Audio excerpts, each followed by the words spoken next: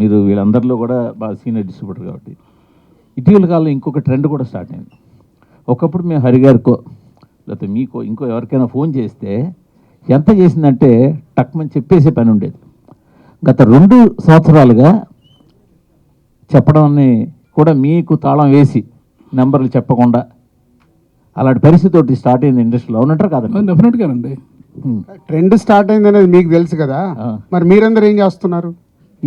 చెప్తున్నా, అదే అడుగుతున్నా. నేను అడుగుతున్నాను ఒక ప్రొడ్యూసర్గా. అవును, ప్రొడ్యూసర్గా ట్రెండ్ స్టార్ట్ అయింది, అన్నీ ఏకుతారు కదా. ఆఫీస్లో ఇది జరుగుతుంది, ఆఫీస్లో వాళ్ళని తీసేశారు, ఆఫీస్లో భోజనాలు మానేశారు, ఇవన్నీ రాస్తారుగా. మరి ఇది జరుగుతుంది అన్నప్పుడు మీరేం చేస్తున్నారు? జర్నలిజం అంటే క్వశ్చన్ అది మీరు చెయ్యాలి, వాళ్ళని అడగడం కాదు. మేమందరికి మాకు వీక్నెస్ ఉందండి, మా అందరికి మా వీక్నెస్ ఉంది. లేదు ఏంటంటే ఇక్కడ విషయం ఏంటంటే ఆయన చేత చెప్పిస్తున్నాను ఈ ట్రెండ్ స్టార్ట్ అయింది. మూర్తి గారు అదే ఆయన డిస్ట్రిబ్యూటర్ గా ఈ ట్రెండ్ స్టార్ట్ అయిందని అదండి. నేను మీకు ఒక పాయింట్ కి తీసుకొచ్చి మా ఆఫీస్లో భోజనాలు కూడా మానేశారు అనేది రాశారు కదా. సో ఇంత ఇన్ఫర్మేషన్ ఉన్న మీకు వీటి గురించి ఇన్ఫర్మేషన్ ఉంది కదా. జర్నలిజం దాంట్లో నుంచి మీరు రాయాలి. మార్పు మీ దగ్గర రావాలి. ఏమండి, మార్పు మీ దగ్గర నుంచి వచ్చినప్పుడే. స్వామి ఒకసారి ఆయనకి ఇవ్వండి, ముందు క్వశ్చన్ చేయమని మీరే చెప్తారు. క్వశ్చన్ చేస్తే వాళ్ళ పక్కన పెట్టి ఇంటర్వ్యూలు ఇవ్వట్లేదంట కదండి. ఇది మూవీ ఇంటర్వ్యూస్ కానీ ఇవన్నీ క్వశ్చనింగ్ ఎక్కువ ఎవరు చేస్తే వాళ్ళకే ఇవ్వట్లేదంట కదండి. అట్లా ఏం లేదే, ఎవరన్నారు అది ఇవ్వలేదు. చెప్తా, తర్వాత మాట్లాడదాం. అంటే నేను విషయం ఏంటంటే సార్, గత 2 సంవత్సరాలుగా పెద్ద సినిమాలకి ముందే డిస్ట్రిబ్యూటర్లు ఫోన్ చేసి నెంబర్లు చెప్పకండి, నెంబర్లు మాకు పంపండి, మేము రిలీజ్ చేస్తాము అనే ఒక ట్రెండ్ స్టార్ట్ చేశారు. మొన్నాడు వాళ్ళు ఏ నెంబర్ రిలీజ్ చేస్తే అవే బయటికి వెళ్తున్నాయి. ఇప్పుడు ఆయన చెప్పినట్టు బాధపడినా కూడా బయటకు నవ్వాల్సి వస్తుంది.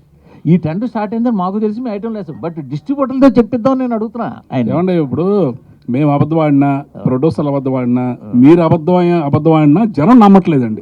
అది మాత్రం వాస్తవం. మనం ఏ పోస్టర్ వేసినా నవ్వుకుంటున్నారు వాళ్ళు. ఇది మీరు మేము ఆడక్కల్లా, జనం మాట్లాడుకుంటున్నారు, వాళ్ళు నవ్వుతున్నారు. అది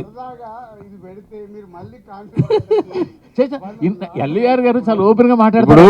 గ్రాటిట్యూడ్ మీట్ కాస్త ఇప్పుడు చూడండి, దీని తర్వాత మొత్తం ఫ్యాన్స్ అందరు కలిసి ఈయన ఫోటో పెట్టి మొత్తం ఈ రోజు సాయంత్రం వరకు చెడు కూడా ఆడేస్తారు. ఓకే, అంటే మూర్తి గారు, మనకు మీకు తెలుసు, మాకు తెలుసు, అందరికి తెలుసు. సో ఏదన్నా మార్పు రావాలంటే దయచేసి నా రిక్వెస్ట్ మీడియా మిత్రులకి, ఆఫీసులలో అవి ఇవి జరుగుతున్నాయని రాయకండి. ఎందుకంటే అది మా ప్రొఫెషన్. ఏమి చేయాలి, ఏం చేయకూడదని ఒక ప్రొడక్షన్ హౌస్కు ఉండే డెసిషన్ అది. సినిమాకు సంబంధించి నిజాయితీగా మీరు ఎలాంటిది అలా ఉన్నప్పుడు మీరు ఏకండి, మీరు ఏకితే కరెక్షన్ అవుతుంది కదా. మీకే క్వశ్చన్, సంక్రాంతికి 2 సినిమాలు రిలీజ్ చేశారు సార్. 2 సినిమాలకి ఒక సినిమాకి ఒక పోస్టర్ వేశారు, 2 సినిమాలు చాలా పోస్టర్లు వేశారు.